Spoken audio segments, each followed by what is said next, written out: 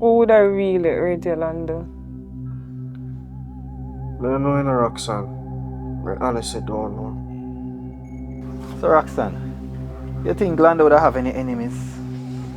Well, not that I know of, but to be honest, you know, the new roommate. Yo, Lando, me don't know why I say the road that.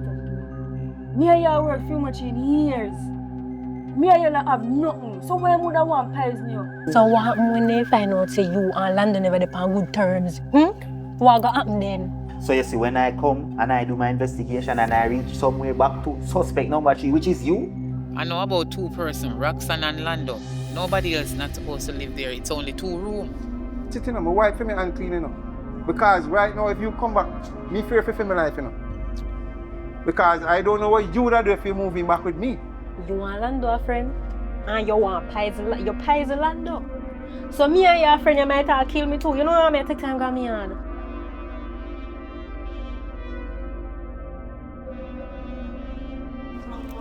What that? What is that?